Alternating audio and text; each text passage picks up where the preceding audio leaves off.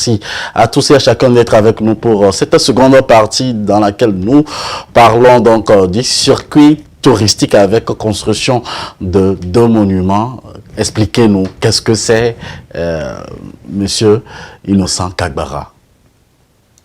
Oui, merci pour l'occasion que vous nous donnez de pouvoir développer notre sixième thème, qui est de mettre en place un circuit touristique à Lomé. Parce que quand vous allez dans d'autres capitales, vous allez à Johannesburg, vous allez à Casablanca, et ça, les exemples que je vous donne, ce n'est pas Paris ou Tokyo, hein, c'est en Afrique.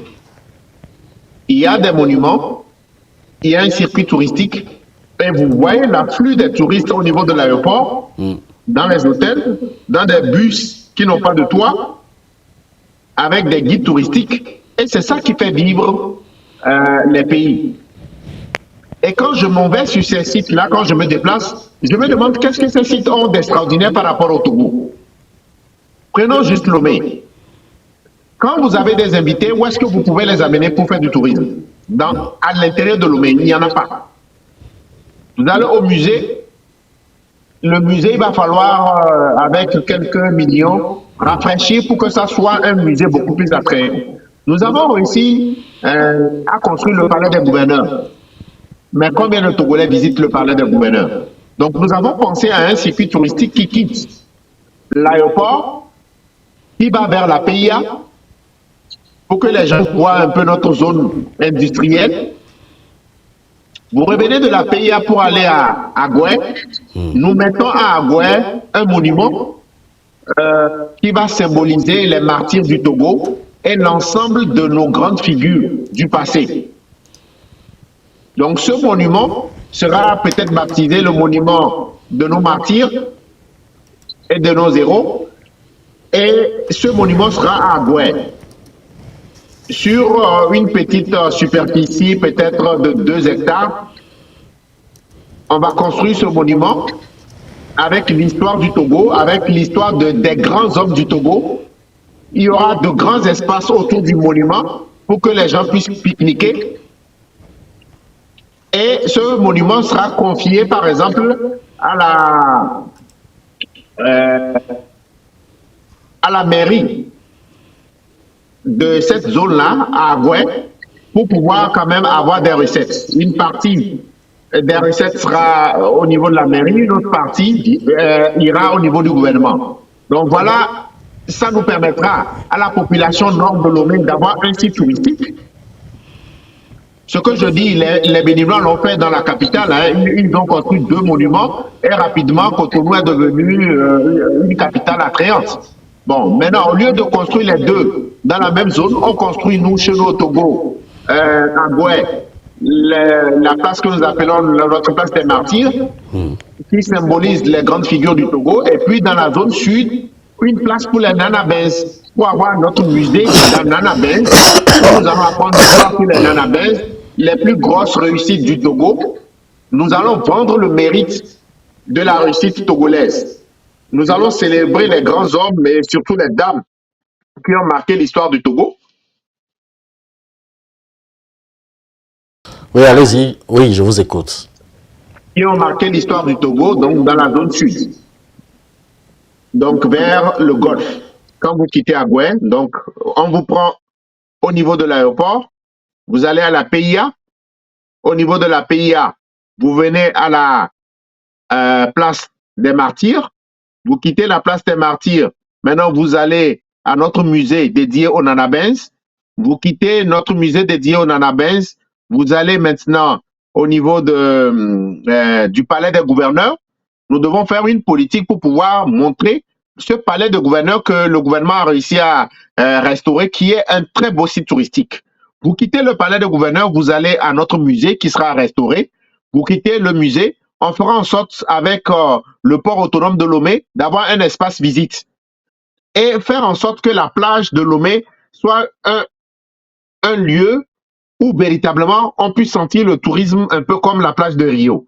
Donc voilà un peu le concept qui doit nous permettre. Et dans ce concept-là, qu'est-ce que nous faisons de nos ronds-points? Les ronds-points doivent nous permettre de pouvoir mettre symboliquement quelque chose qui incarne, par exemple, les 5 régions du Togo. et véritablement rendre notre capitale attrayante et attractive. Nous devons créer un circuit touristique qui nous permette de pouvoir atteindre peut-être les 10 millions de touristes par an. Voilà un peu notre proposition dans le secteur touristique.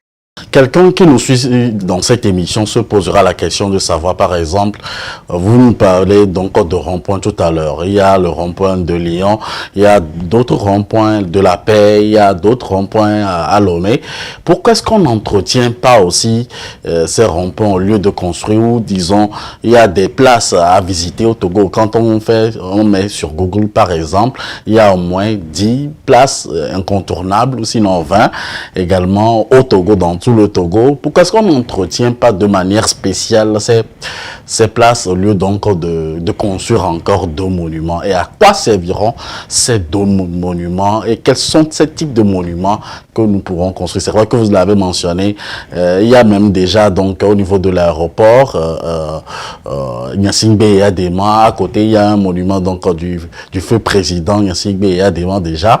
Et je ne sais pas, à Kara, au palais des congrès de Kara, sur l'esplanade juste à côté, il y a donc aussi donc un monument du feu président Gnassingbé et Adema aussi là-bas. Et pourquoi est-ce qu'on ne les entretient pas d'une manière spéciale, honorable Innocent Kagbara? Oui, faire une stèle ou un petit truc à l'image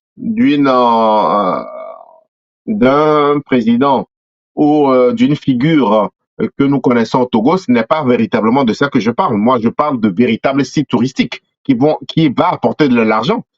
Ceux dont vous avez parlé, est-ce qu'on paye pour visiter? Comment cela est construit?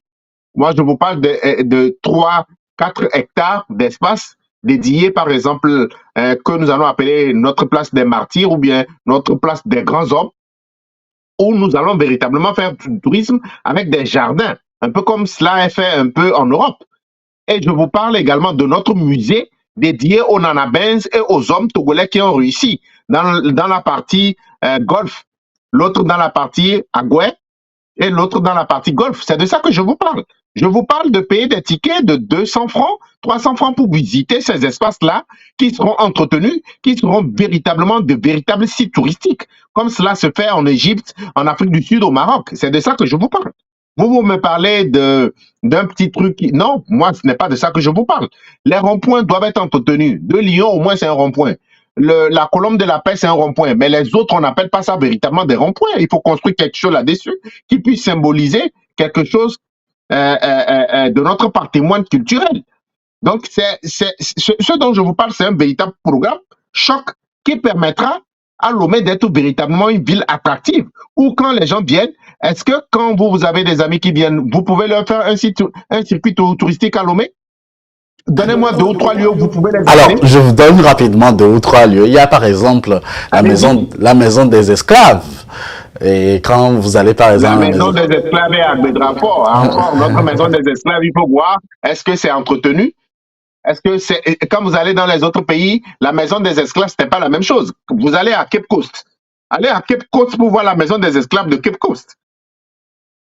Mais justement, c'est parce qu'on ne l'entretient pas, c'est parce que on ne prend pas soin de ça comme cela se doit.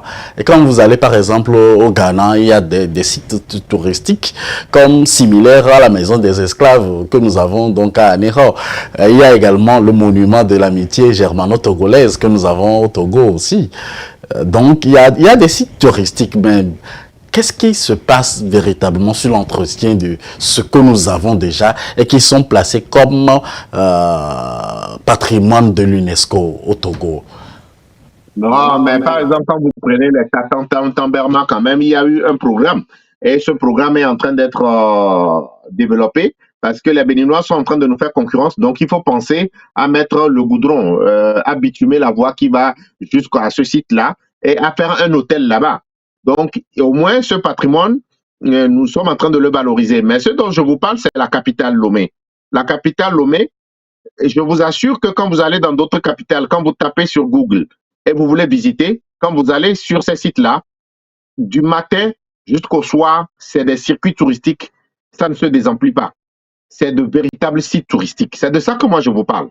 Nous voulons, nous, dans notre programme, construire 2 emplacements.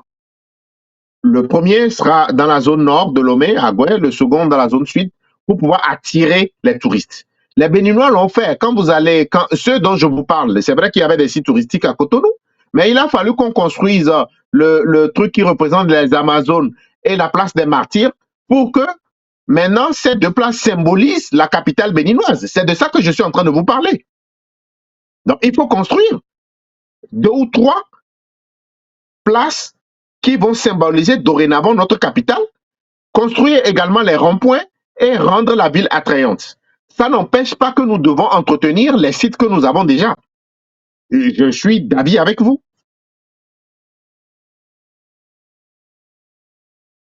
Mon micro. Alors, quand vous parlez donc de ce qui symbolise vraiment notre culture, de quoi faites-vous référence, Monsieur Innocent Kagara? Vous prenez l'ensemble des ronds-points que nous avons dans la capitale, il faut qu'on prenne un peu, par exemple, le pays qu'on combat, ce qui est de la richesse, la culture, les rites, les danses, quelque chose qui symbolise. On va à Dapan, on trouve quelque chose. On va dans la région centrale, on trouve quelque chose. On va dans la région maritime, on trouve quelque chose. On va dans la région. Et on met ces sites-là, on met ce qui représente. Ça peut être une danse, ça peut être un monument.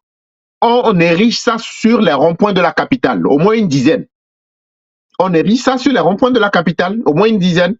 Et on construit 2 sites, comme je vous l'ai dit, dans la zone nord et dans la zone sud, pour pouvoir rendre la capitale attractive et définir un circuit.